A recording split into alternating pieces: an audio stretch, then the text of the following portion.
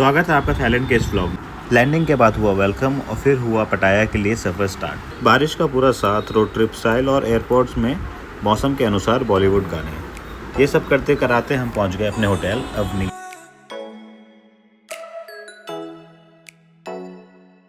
Room का दरवाज़ा खुला और क्या ही व्यू था, इंस्टा वर्दी एकदम। बालकनी का व्यू देख के लगा कि भाई जिंदगी वर्दी हो गई।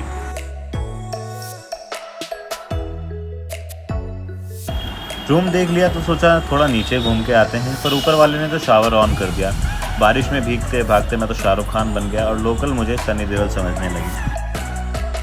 मैं वहाँ के क्लब रेव क्लब में गया जहाँ पे ETC बैंड परफॉर्म कर रहा था। लाइट्स, बीट और एनर्जी सब कुछ था, लेकिन असली मज़ा तो हिंदी गानों के साथ ही आता है जो जन्नत क्लब में मिला। और यहाँ पे सभी लोग हिंदी गानों पे वाइब कर रहे थे। सुबह उठते ही लगा कि मैं कहाँ हूँ, पर याद आया मैं तो थाईलैंड में हूँ। पूल रेडी था और मैं भी। बिना देरी किए मैं पहुंचा नीचे और अंकल जी से परमिशन लेने के बाद मैं कूद गया पूल के अंदर। पूल बहुत ही सुंदर दिख रहा था और व्यू कुछ इस तरीके से था।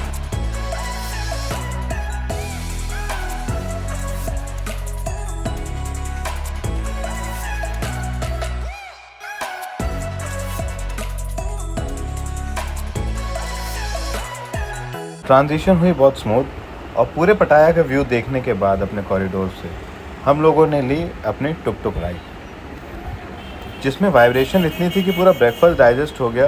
और बीच का भी सनसेट हम देखने जा रहे थे। रास्ते में हमें कुछ मिले राहगीरी जो फुल वाइब ऑन एंजॉय कर रहे थे बॉलीवुड म्यूज़िक लगा के। शाम को इतना प्यारा व्यू एंजॉय करने के बाद समय आ चुका था कल्चरल प्रोग्राम एंजॉय करने का। वहाँ के कल्चरल प्रोग्राम में कुछ हिंदी गानों पे भी प्लेस थे और प्ले जैसे ही ख़त्म हुआ उसके बाद में सारे आर्टिस्ट जो हैं थिएटर के बाहर आ चुके थे। सेल्फी सेशन के बाद में हमने कुछ हल्का खाने का सोचा तो यहाँ की सच्चाई दिखी और ग्रास हॉपर से लेके कॉकरोच तक सब आलू भुजिया के माफिक बिक रहा था यहाँ पे। यहाँ की अगर आपको ये खाना है तो आप ये परचेज कर सकते हैं। वीडियो बनाने तो भी आपको जो है टिप देना पड़ेगा। सुबह का थोड़ा मूड था काम और क्लासी, तो सोचा होटल को एक्सप्लोर किया जाए। सिर्फ रूम ही क्यों, पूरा रिजॉर्ट का दर्शन होना चाहिए। तो जैसे ही नीचे उतरा तो ग्रीनरी ने ऐसे वेलकम किया जैसे शादी में बारात आ गई है। जैसे मानो लग रहा है कि वर्कआउट के बाद बॉडी डिटॉक्स यहीं पे हो जाएगी। इतनी ग्रीनरी, इतनी पीस और वो जो वाटर की साउंड थी बहुत ही प्यारी थी।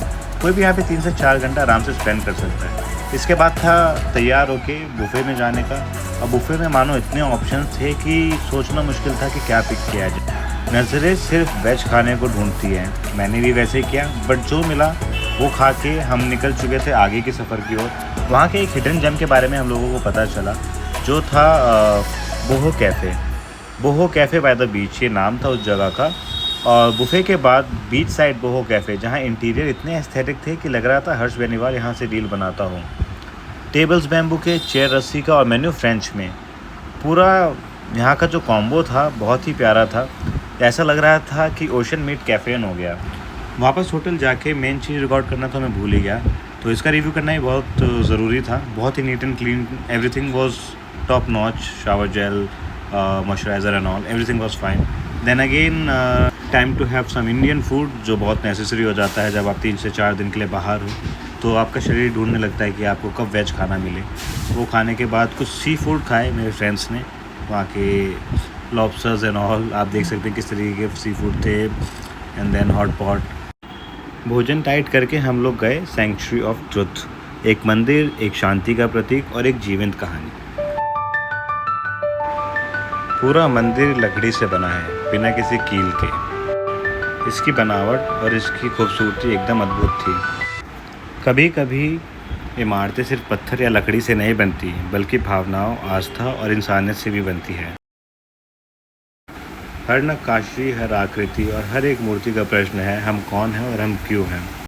सेंचुरी ऑफ ट्रूथ हमें याद दिलाता है कि कला सिर्फ देखने के लिए नहीं होती, वो महसूस करने के लिए भी होती है। और अध्यात्म सिर्फ पूजा के लिए नहीं होता, वो जीने के लिए भी होता है। यहाँ की हर एक नक्काशी अपने हाथों से खुद की जा रही थी। शब्द कम है और अनुभव गहरा।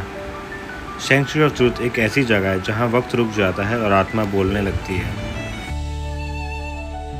यहाँ की हवा में एक अलग शांति है, जैसे हर सांस के साथ मन हल्का होता जाता है।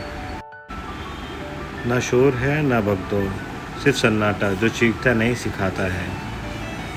यह जगह ना किसी धर्म की है ना किसी जाति की, ये जगह सिर्फ चेतना की है, जहाँ इंसान अपने भीतर झांक सके और बाहर की दुनिया से थोड़ी देर के लिए मुक्त हो सके। सेंचुरी ऑफ ट्रुथ में अंदर आना जैसे बाहर की दुनिया को थोड़ी देर के लिए अलविदा कहना और अपने भीतर के संसार से मिलना।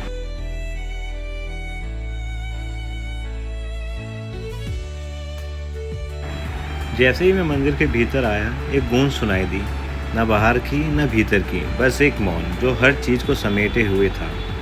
ऊंचाई तक जाती लकड़ियों की नक्काशी, हर एक चेहरे पर कहानी थी। कुछ मुस्कुरा रहे थे, कुछ ध्यान में डूबे हुए और कुछ जैसे मुझे ही देख रहे हो। बीच बीच में खड़े होकर जब मैंने सिर उठाया तो छत की बनावट ने जैसे कह दिया, तू छोटा है लेकिन तुझ में भी वही रचना है जो ब्रह्मांड में है। इस मंदिर में आकर महसूस होता है कि हम किसी न किसी कला का हिस्सा हैं, किसी न किसी सत्यम शिवम सुंदरम का अंश। समय आ गया था इस खूबसूरत सी और बेहद अद्भुत जगह को अलविदा कहने का। यहाँ से हमने सीधा अपनी वैन करी और हम निकल चुके थे बैंकॉक की ओर।